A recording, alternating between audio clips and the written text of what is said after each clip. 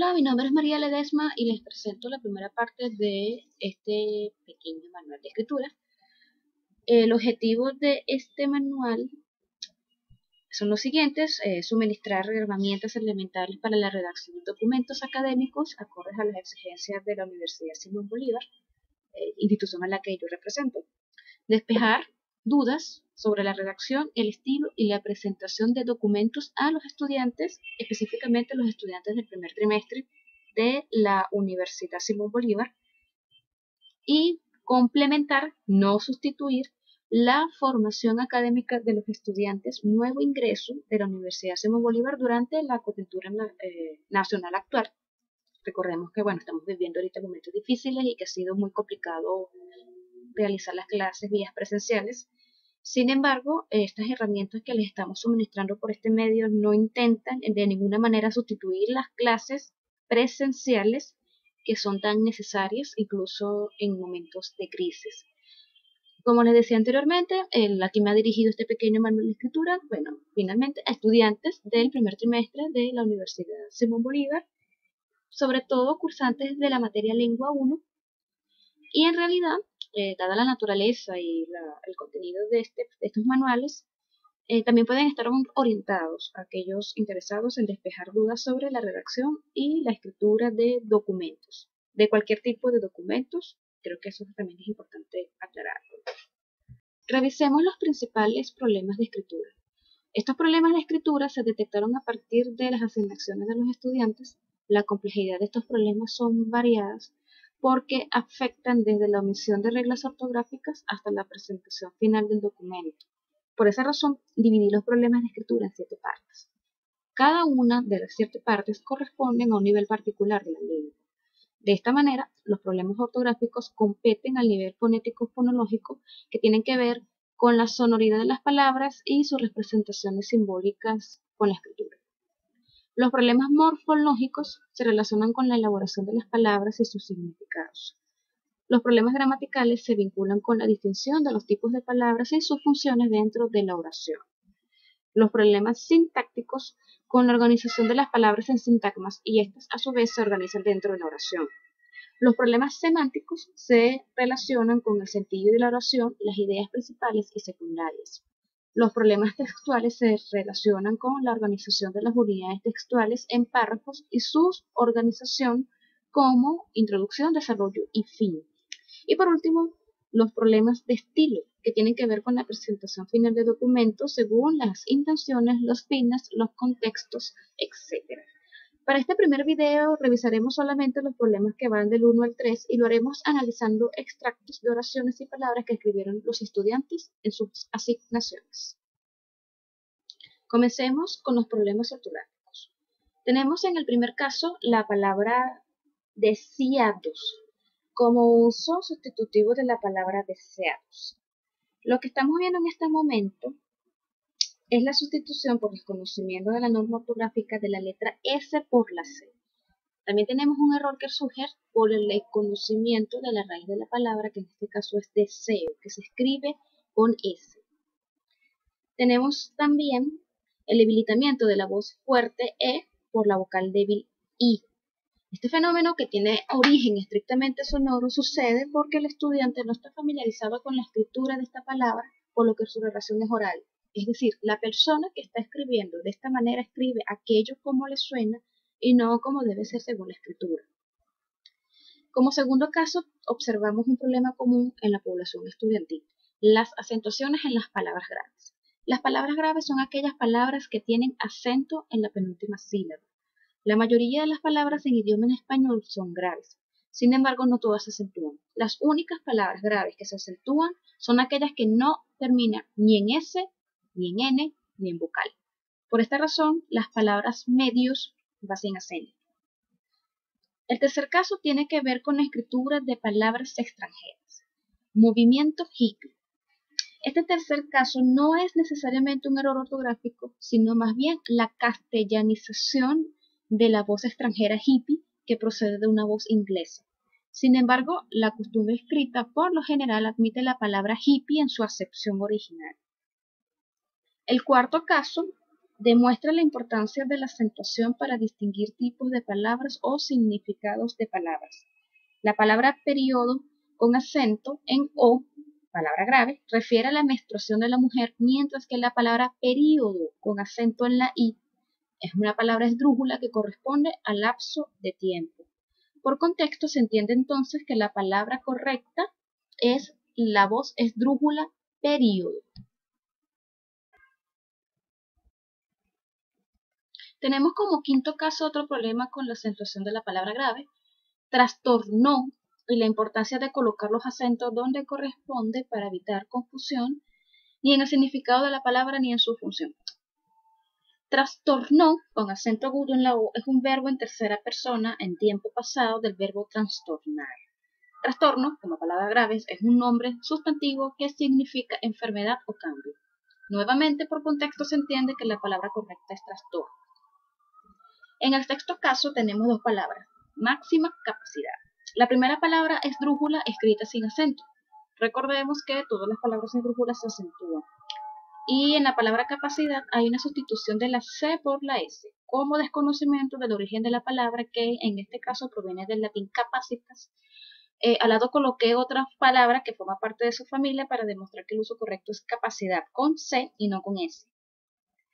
El problema de la palabra desbalance escrito con B es similar. Como se desconoce del origen de la palabra, se hacen sustituciones incorrectas de letras. En este caso se sustituye la B labial, es decir, la B alta, con la B dentada, conocida popularmente como B pequeña o V. En el último ejemplo puede ser entendido como un error de transcripción o una apelación a la oralidad. A su vez, en primer lugar tenemos una palabra a su, que en realidad son dos, a y su. A es una preposición que indica simultaneidad y su es un adjetivo posesivo.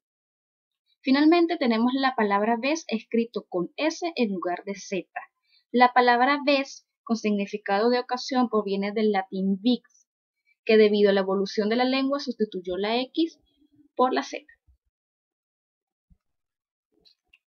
Pasemos ahora a los problemas morfológicos. Para que detallemos los problemas morfológicos, es importante recordar qué es la morfología. La Real Academia de la Lengua Española ofrece un concepto de morfología bastante práctico. La morfología es la parte de la lingüística que estudia la flexión, la composición y la derivación de las palabras. ¿Cuáles son los problemas morfológicos más importantes de detectar? Sencillo, hay dificultades en construir correctamente una palabra. En caso de tener dudas con la escritura correcta de la palabra, es importante rescatar que las palabras se elaboran con un estricto orden lógico.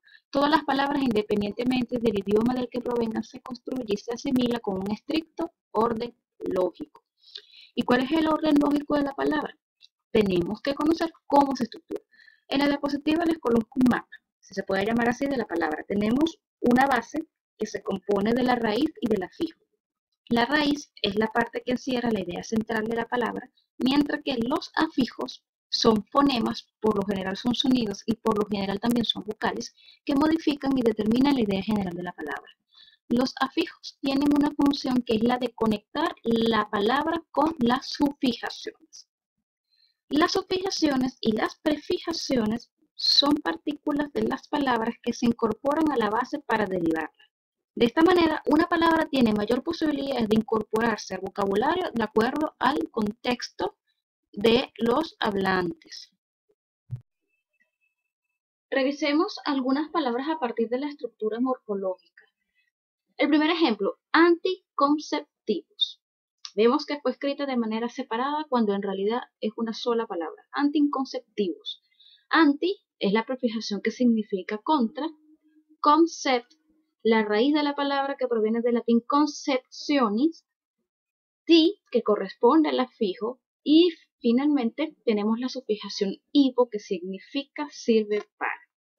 De esta manera, la sumatoria de todas las partículas de la palabra da como resultado la palabra anticonceptivo, que significa sirve para la reproducción, o en este caso sería sirve contra la reproducción. Veamos el segundo ejemplo. Represión con C. Tenemos una palabra sin prefijación, con una raíz latina que de la voz represio. Como la raíz es similar al afijo y a la afijación, que en este caso es ion, que significa acción, no se repiten las vocales, sino que sencillamente por la ley de la economía del lenguaje se coloca la N al final. El caso de la palabra represión es interesante porque va a ocurrir que las raíces de las palabras originales contienen vocales finales que sirven perfectamente como afijos y por esa razón no vemos que se repiten las vocales, sino que más bien se empalman perfectamente con las sufijaciones. El caso también de la palabra represión es interesante porque eso también explica el por qué existen palabras que por familiaridad creemos que se escriben, por ejemplo, decisión con C y resulta que se escriben con S y tiene que ver con el origen de su palabra, decisus, es decir, se escribe con S. Es un asunto de vincular las palabras con sus respectivas raíces históricas. Les dejo un par de consejos para minimizar tanto los errores de morfología como los errores ortográficos. Primero, se debe conocer las estructuras de la palabra, identificar la raíz, el afijo, las sufijaciones y las prefijaciones si aplican tales. Para ello también es importante recurrir a fuentes que ofrecen guías para tales detecciones. En Internet pueden conseguir infinidad de temas de listados con bases, raíces, prefijos y sufijaciones que se utilizan de forma muy frecuente en el idioma español y sus respectivos significados. Todos los diccionarios de la Real Academia Española contienen al inicio de cada entrada de palabra un breve inciso con el origen de la palabra y el significado de sus raíces. Ahora, en caso de no ser suficientes los diccionarios, deben recurrir a un diccionario etimológico, que es un diccionario histórico que presenta la evolución de la palabra siglo por siglo hasta su uso moderno. Es importante también tener en cuenta publicaciones sobre ortografía y gramática, y particularmente menciono dos textos que me parecen de utilidad: La gramática esencial de Manuel Seco y el manual de estilo del periódico El Nacional, que también, por cierto, tienen una línea de escritura bastante nutritiva. Finalmente, es importante el ejercicio de la memorización y la constante práctica de la escritura y de vocabulario recién adquirido. Para ello hay un montón de herramientas que van desde los crucigramas, los scrabbles y las descriptaciones, y si son más novedosos pueden instalar aplicaciones para teléfonos inteligentes y tablets. Revisemos ahora los problemas gramaticales. Las asignaciones que revisé por lo general presentan dos problemas gramaticales. El primero es el desconocimiento sobre los tipos de palabras, sus propiedades y sus posibles combinaciones con otras palabras, lo que deriva en nuestro segundo problema, que es la presentación de oraciones con estructura totalmente vacías, es decir, sin significados aparentes. Para evitar estos problemas es importante conocer la clasificación de las palabras y sus propiedades. En la diapositiva les presento una lista sencilla de las categorías de palabras. Por una parte tenemos las palabras tipo variables, que son aquellas palabras que se modificarán no solo dependiendo de la situación comunicativa, sino también en la prefijación y la sufijación según el contexto de la oración. En esta clasificación tenemos a los nombres que pueden ser propios, comunes, concretos, abstractos, individuales, colectivos, animados, inanimados, tangibles e intangibles. Los pronombres, que son sustantivos gramaticales del nombre. Tenemos los adjetivos que modifican al nombre y que son calificativos, determinativos, numerales, posesivos, demostrativos, indefinidos, interrogativos, relacionales y exclamativos. Y los verbos, que son palabras importantes dentro de la oración porque indican acción. Tenemos por otra parte las palabras invariables y dentro de esta clasificación tenemos las preposiciones que por lo general indican complementos, las conjunciones que son palabras de tipo conectivos, los artículos que determinan al nombre en cuanto al género y número, las interjecciones que no solamente son consideradas tipos de palabras sino también enunciados por su naturaleza exclamativa. Y por último tenemos a los adverbios que son modificadores del verbo, del adjetivo y de otros adverbios. Una vez que identificamos los tipos de palabra, revisamos entonces algunos de los errores identificados en las tareas. La primera oración: tengamos responsabilidad ante los actos sexuales junto también sus posibles consecuencias. Identifiquemos las palabras. Ante es una preposición que indica frente o delante a. Leído de esta manera se hace entender al lector que los actos sexuales son objetos que están frente al enunciador. Evento que no es así. Como los actos sexuales son temas, la preposición correcta es sobre, que indica materia o tema. El segundo problema gramatical que encontramos es la expresión junto también. Junto es un adverbio de acción que indica localización o adición.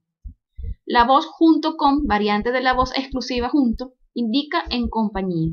Sin embargo, para el contexto de la oración que presentamos como ejemplo, en el que el predicado no es una entidad animada y no inanimada, no compete esta expresión. La palabra también, por otra parte, indica adición al igual que la palabra junto, por lo que la expresión junto también, escrita por el estudiante, es correcta porque tendríamos una redundancia en el significado.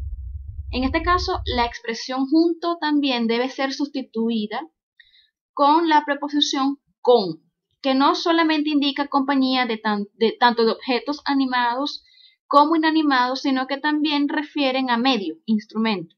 Dicho esto, colocamos en la diapositiva la oración correcta. Tengamos responsabilidad sobre los actos sexuales con sus posibles consecuencias. Revisemos una segunda y última oración. Durante un periodo entre 1950 hasta 1980. Adicional a esto y para contextualizar la oración, coloco el verbo escrito por el estudiante, llegó. Identifiquemos ahora cada palabra. Durante es un adverbio de tiempo. En este caso, palabra durante modifica el verbo llegó, incluido en este momento en el paréntesis. Es un artículo indeterminado masculino singular. Período es un sustantivo común. 1950 y 1980 son sustantivos. Entre es una preposición que significa intervalo de tiempo. Y hasta es una preposición de dirección con significado de destino. El primer error de la oración es el uso de un artículo indeterminado para referirse a un objeto determinado, período. El período, a su vez, como es un sustantivo que por sí solo no tiene suficiente peso, puesto que determina un tiempo, pero no un límite de tal, debería tener un adjetivo modificador que en este caso es la palabra comprendido, que es un verbo en participio, es decir, sin auxiliar. El segundo error de esta oración es la relación entre la preposición entre y la preposición hasta. Si se está escribiendo una relación entre dos objetos, no es correcto utilizar la preposición hasta porque el objeto referido, es decir, esta fecha, no es un destino sino una dirección. No es una dirección, disculpen. En este caso lo ideal es acompañar la preposición entre con la conjunción copulativa y, que es una conjugación destinada a conectar dos palabras de igual condición. Y en este caso la palabra y está conectando dos sustantivos, 1950 y 1980. La oración correcta queda organizada de la siguiente manera. El periodo comprendido entre 1950 y 1980. Hasta aquí termina la primera parte de nuestro pequeño manual de escritura. Le recomiendo que permanezca atento a la publicación de otros materiales que desarrollen otros errores relacionados con los niveles más avanzados de la lengua. Espero que les haya sido de utilidad el video. Mi nombre es María Ledesma y siéntanse en la libertad de escribir a mi correo electrónico para mayor información.